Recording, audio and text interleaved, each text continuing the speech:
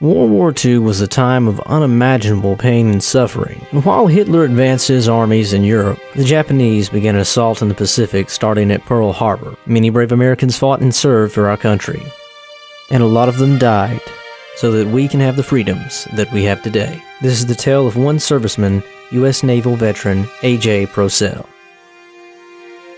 Well, I volunteered, but they wouldn't let me go because I had an overbite. And so then I had to wait till they drafted me. Then when they drafted me, they took me with the overbite. Yes, sir. And you served in the U.S. Navy on what is one of the vessels that you served on? No, the only one I served on was a USS North Carolina. That's a battleship. That was one of the newest battleships at that time that I got on. And I got on that in Pearl Harbor, so I got on board. And I stayed on board that ship until the war was over. And in fact, I got off from it in New York City, but that was after the war was over. And what was your job on the ship?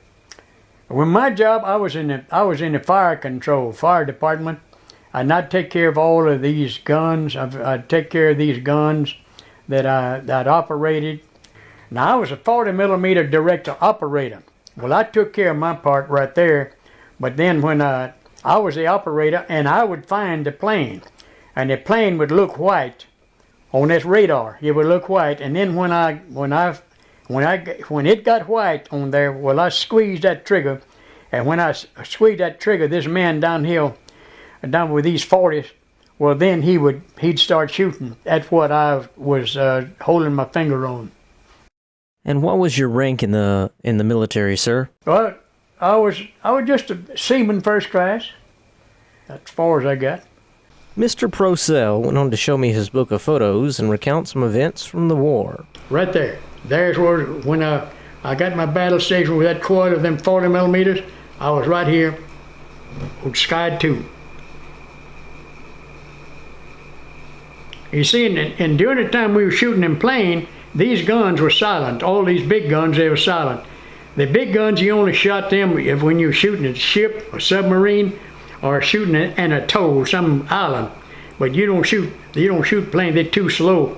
This is only for heavy stuff, these large projectiles. And this plane was coming on down, this one right here was coming down, and it got down 2,000, 1,000, 1,500, and they got down to about 600. Somebody hit it, and when it hit it, it exploded there, but when it hit the water, the whole thing evaporated when it hit the ocean. And most all of them, that's what they did. If they didn't hit a ship, they was aiming at the ship, but they didn't make it. Somebody hit it before it got to the ship. And so it fell just a few feet from hitting the top side of that ship right there. All them planes that come down right here trying to hit that ship on the port side, these guns is going to take care of. They'll take them planes out. And then we go down here on the starboard side. On the starboard side, same thing. When that plane is coming down, all of these guns right here on that starboard side is going to get that plane on that side. Of course, we can't because the superstructure has got us blocked. You can't go over the next side. But the starboard side takes care of those planes. Port side takes care of these planes. And what are some of the naval battles that you served in? The first islands that we started bombarding and putting men on was the Gilbert Isles and the Marshall Isles. That was some of the first ones we started. We went over to New Guinea, and we put down 60,000 Marines in New Guinea. And after we got that in New Guinea, well, we left that, then we come back to the islands of Tarara. It was Tarara, and there's where we landed some men, and then it was a lot of Japanese on there. And then we softened that up with our ships and the plane, and we got that ship. We controlled that ship in just a little while. And so, well, then after that, we went to let me see, this other island. It was one of the Marshall Isles, and the Marshall Isles was a kind of a slow island. And then it's when we went to I hope I'm not skipping one, but it was Iwo Jima. Now Iwo Jima, yeah. Now during that time, they had started the suicide plane. They started suicide, so they had suicide plane, suicide ship, and submarine. Now we got one submarine during that time, and we shot down several planes and several small ships. And when we got there, that place, the Iwo Jima, or that place, it was really hard to handle. I told you a while ago, but I should have waited till now. You see that thing, it was about 3 miles long, about a mile wide, and had an excellent airfield. And we wanted that airfield because we'd be closer to Okinawa or Japan. And so, well, we stayed there about 2 weeks bombarding that with our Allies ship and our ship and these B-29. And so after 2 weeks of bombarding that island, we thought we had it. So then we sent 10,000 men, 10,000 on that Marines. And they got up, these men, they let them get up a little piece. But on that Mount Suribachi, that thing was solid. There was solid steel and concrete. And all these men there were several hundred men inside that cave. And so when they let these men get so far, and they opened up them doors, and they just slaughtered them men. Practically all of them got killed. So they had to back up. We had to stay back a while, and then they started bombing these planes, and the ships too, at a different angle where we could get to them doors and so forth. But it was hard to do, but we kept going around it, one way or another. Then they got up there, and they throw these bazookas, and then they had these flamethrowers. And they got up close enough where they throw them flamethrowers in there. And when they started doing that, well, they started exploding their stuff in there, killing them inside. And when they did that, well, it didn't take long after that. Then we controlled that island. And after we got on that island there, they put a flag up there with six Marines. I knew one of the Marines because I met him after World War II. Was over in Arizona.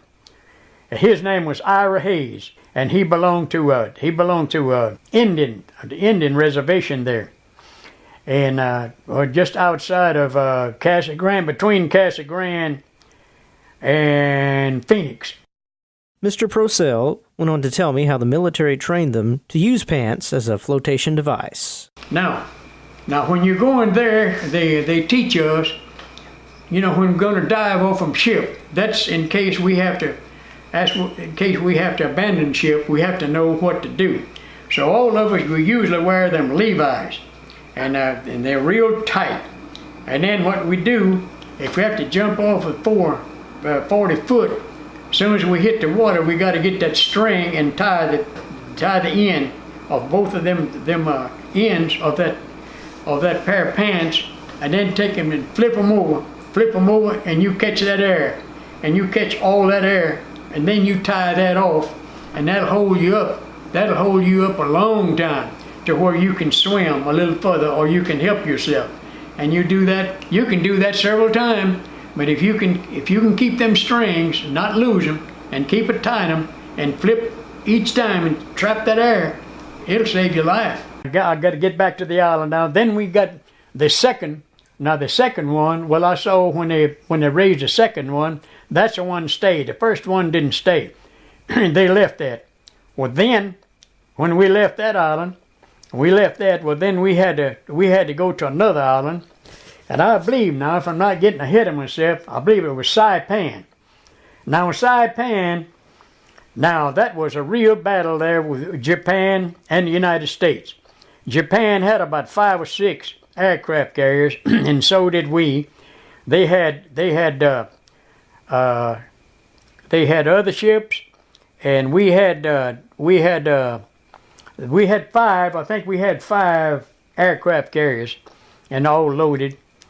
And we started fighting air fight, and that started June the 17th. It started June the 17th, and it lasted till June the 19th. That was 1944. It lasted 2 days and 2 nights. And after that, well, we shot up the Japanese. We sunk 4 aircraft carriers, and and we tore up two more. They made it back, but we did sink that, and we sunk other ship. I asked Mr. Procell to tell us about the sinking of the largest Japanese warship at the time, the Musashi. It was one of the, well, it was the largest in the Pacific, and I'm pretty sure it was larger than the one in the European theater of war too. Anyway, it was told to us that that thing had 12 guns on it, and then ours only had 9 guns, and our guns could only shoot 20 miles, and their gun, they said that their gun could shoot from I believe 25 to 30 miles. So that outguns our battleship, and so that's why that we couldn't get close. We couldn't get close to land, because we got close to land, and that ship stayed right around the land where they could see it in Japan, because if they got out in the water, they didn't want to get it sunk. They want to let it stay right there. Whenever we got close enough with that fleet, or we got close enough within 20 miles, they could have sunk every one of our ships before we got there. So that's why they didn't try and go out and meet us. Our planes, they kept on, fighter planes, bomber planes, and so they kept putting them bombs on them. We lost a few planes by doing that, but it got so bad, they were so tough. So they just started bombarding with them torpedo planes and bombers on one side, over and over and over, to finally they got it where it was going to sink. And then when they got it where it was turning sideways, well, then they could drop them bombs anywhere they wanted to, because everything was disrupted on board that battleship. But that battleship is sunk. It's sunk right near Japan. Yeah, that was the largest battleship in the world. And then we had men, the Marines, they was on Saipan. And they fought on Saipan for a pretty good while. And finally they got control of Saipan. And then after that, well, they came back, and then they come over to Okinawa. Now Okinawa was large. That was a large island. And they had thousands of Marines and thousands of Japanese. And they fought on that thing. They fought on that thing there until they got ready. They got ready to drop the atomic bomb. And when they dropped the atomic bomb, that first one was dropped. It was dropped August the 6th, 1945. And that day in the morning, it was I'd say it was a medium temperature. It wasn't cold, wasn't hot. And it was about 8:15 in the morning when they dropped it. And then we was pretty close to that first one, Hiroshima. So they said we have to back off a little bit, because we would have inhaled that radiation from the atomic bomb. So we had to get back a little bit. And during that time, the water, it was calm, just little small caps, and we were doing about 18, 19 knots per hour. That was in the 3rd Fleet. I was on board that battleship in the 3rd Fleet.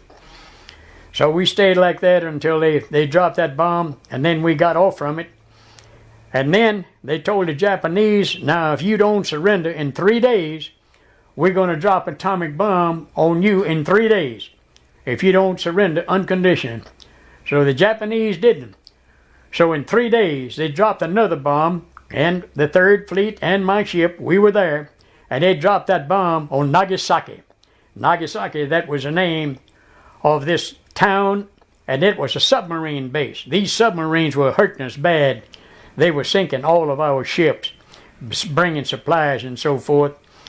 So then, after we got through with that, they still didn't do it. They didn't surrender, so they told the Japanese, now, if you don't surrender in 3 days, we're going to drop 2 atomic bombs on Tokyo. At Tokyo, there was at least 21 or 22 million people on Tokyo. So they said, well, hold it up. So they set that aside until August the 15th. And so the 15th was the day that we went into Yokohama Harbor. Yokohama Harbor and Tokyo Bay is the same. It's one of the largest bays in the world. All right, now, as you go in, on the left-hand side, we had the USS Missouri. That was one of our newest battleship. And so we went on board. That's the one we was going to sign the unconditioned surrender. The Japanese and the American. But before we went in there, well, we had to be sure that we was going, in the right place and everything. So after we got in there was over 3,000 ships. Over 3,000 ships in there that day when that unconditional was signed. On that day, when the day was signed, that was September the 2nd, 1945. And then at that time, when they signed it, the Japanese, well, there had 11 of them on board on that side. And this side, we had General Douglas MacArthur and Admiral Nimitz. And somewhere on that Missouri, Admiral Bull Halsey was there somewhere. But now General Douglas MacArthur and Admiral Nimitz, they're the ones signed the treaty for us. And then on the other side, it was the Japanese. And then it was over. And it was over. And the thing about it is, we couldn't hear, what they were saying, but we could see, we could see the proceeding going on. And you'd think that when the war was over, everything was shouting loud and everything. I'm in on board our ship. Oh yeah, congratulations. We used to say that Golden Gate in 48. That's what we thought. We was going to have to go all the way to 48. Golden Gate in 48. We used to sing that, but we got it done in 45. And so, well, when the war was over, but like I said, they didn't shake hands and holler and nothing. It was calm, just real calm. And on the Missouri too, they was calm. They shook hands, but it was quiet. It was real quiet. And that war, it was over. So we stayed there. We stayed there about 2 days, and then when we got out of there, then we had to go to Okinawa. As 4 or 5 men was wounded there, so we picked them up, and then we went from there. We went to Pearl Harbor, and we went up to Pearl Harbor, and we had to pick up supplies and stuff. And then from Pearl Harbor, we went down to Panama Canal, and so we went through the Panama Canal.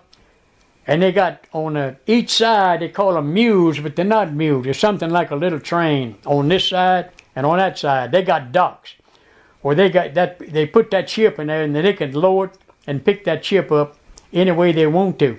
That's the only way, because you can't do it any other way. But these little mules, what they call mules, they was hooked on, to this ship, and they would drag it along to the next lock. And we did that until we got out. We got out in the Atlantic Ocean, and then the closest place we came to was Bolivia. I believe it was Bolivia. And so we stopped there for 2 days and 2 nights. And they said, well, so we get a breath of fresh air. So we stayed there 2 days and 2 nights, and then after that we picked it up and we left. We went straight to Boston, Massachusetts. Now we went right by Guantanamo Bay in Cuba. We went just real by. We didn't stop there. So, yeah, then we went into Boston, Massachusetts. Yeah, there we went in. And then as we coming in there, that horn started blowing. I'd never heard that thing blow like that again. And there on the beach, there was hundreds and thousands of people. You know what I mean? But there were some in cars and some, of course, they knew that we was going to come in there. But we were the first ship there after World War II. And so they gave us the key to that city. We went to different dance halls. We went to different eating places. We'd get all that free, all of that. So we stayed there about 2 months. And so after that, well, then we weighed anchor, and we got on that Hudson River, and we went up on Pier 96 in New York City, and then we tied up there. And so I stayed on there, I guess, about between 2 and 3 months. And then after that, well, then I got transferred to New Orleans, Louisiana. That's where I first got in. So I went to New Orleans, and there's where I got out. I got discharged right there in New Orleans. But I could have went on, we all could. We could have signed over and so on and so forth. And I don't know why I didn't do it, but that was the end of my war.